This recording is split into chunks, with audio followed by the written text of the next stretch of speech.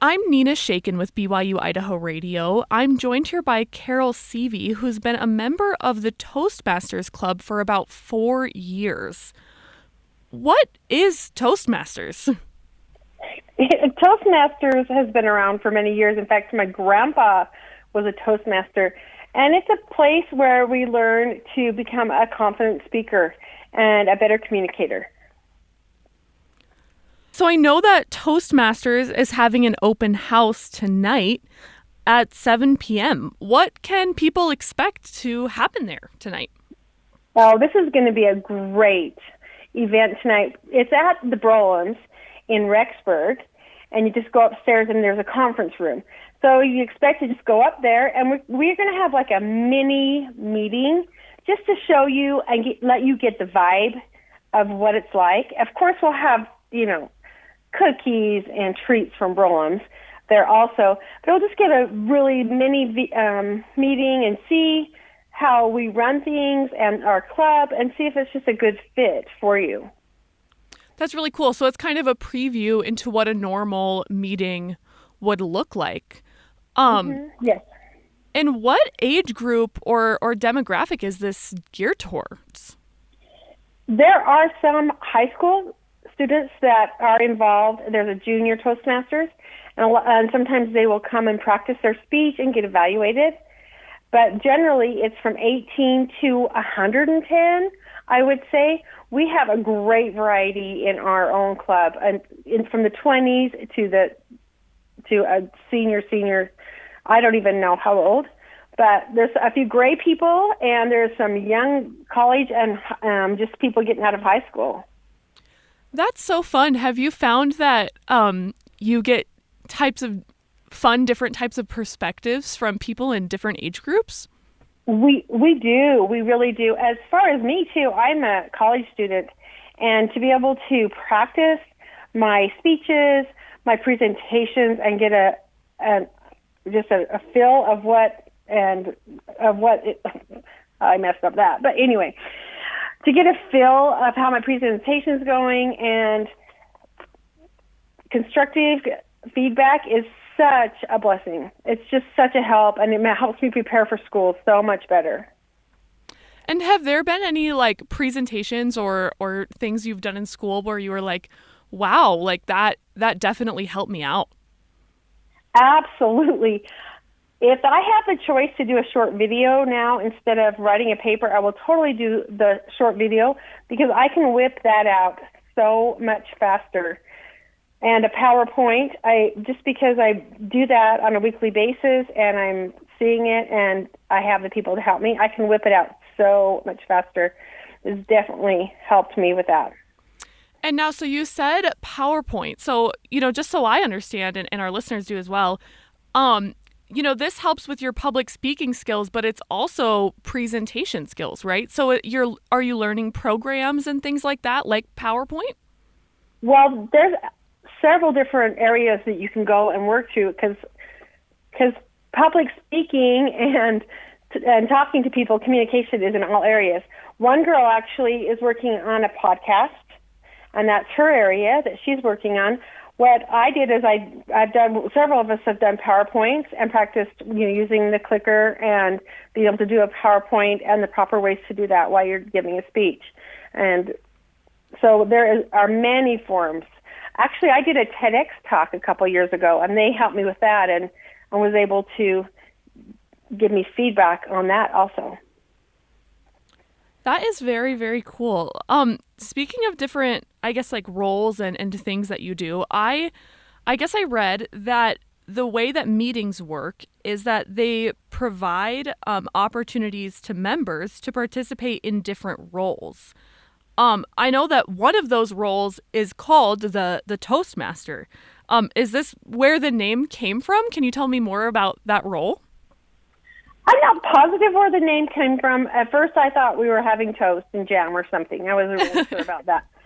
But I know the Toastmaster is where you're like the president of the meeting, and you guide it, and you keep everything on time. You watch and make sure that everybody is in the right time, and then you call upon different people to do their different roles.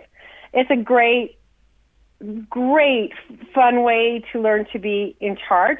One of the things I did once is I had my little Spotify on, and I did music as each person came up to their personality, and it ended up being a lot of fun. And what other roles do you have in the meetings, and what do those look like? One of my favorite things is our impromptu, and so someone comes up with different themes, and we'll have a theme of the day. Maybe it's summertime. What do you do in the summertime? And we have that theme, and the Toastmaster comes up with a theme. And then somebody has what's called table topics. It's impromptu. So they will ask a question or give a thought of what is your favorite thing in the summer, and then they'll call your name, and then you can come up and you can speak for 1 to 2 minutes on that. That sounds interesting. That kind of sounds like a lot of pressure, like all of a sudden you have this topic and you have to talk for a couple of minutes about it.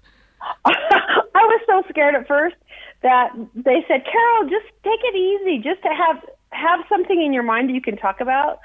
And then if you don't know what they're talking about when they ask you that question, just say, that reminds me, and just be a politician. It's perfect.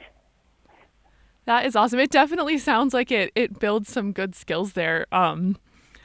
What are some other ways that Toastmasters helps you or its members to just improve some of those communication and presentation skills? Well, one of the things is because we have the table topics, I ended up going to a party and we were all just kind of standing there and didn't really know what to say to each other. We didn't know each other that well. And I thought, what did we talk about at Toastmasters? And so I was able to ask some of the questions that were at our table topics or our impromptu. And each person went around and talked about it, the same question. And we ended up laughing and getting to know each other. And I was so grateful that I had that on the tip of my tongue and ready to do it at any time. That's so fun. It seems like it helps you not just, with presentations or public things, but also with fun, with things like parties and making new friends. It does. And one of the things, too, is we have a listener. So somebody listens and tries to listen to things that people say that maybe not everyone caught. And then at the end, they ask, did you hear what she said about? And then we try to remember what they said, and it helps us be a better listener, which is an important part of communication. Are there any events or things like that are associated with the club, or is it just the regular meetings? There's actually, you can be in competition. So every year there's competition. So we'll have a club competition. Then you move on to a district, and you can be on stage in front of many, many people and travel and be in competitions and get trophies. That's awesome. I guess, what would you say to somebody who might be interested in Toastmasters, maybe thinking about going to the open house, but might just feel a little nervous? Communication might not be their main skill, and they might feel nervous about attending. Just know that this is a place that you can learn to thrive in a supportive learning environment. This is a very safe place. We're all practicing, and we want each other to succeed and to be better. And so it's a very safe, beautiful place to practice and stumble and work through those things. And if you want to improve and maintain your communication skills, or you want to get better with your job, you want to learn and improve and speak with more confidence, this is the place to be. And is there anything else you'd like our listeners to know about the open house or just about Toastmasters in general? Just come on June 30th at 7 p.m. tonight and just check it out and feel the vibe and see if this is a place where you feel like you can grow and become a better communicator. There are other ones all over. You can look it up online and find if there's one close to you if you're not close to Rexburg. Well, thank you so much for taking the opportunity to talk to me today.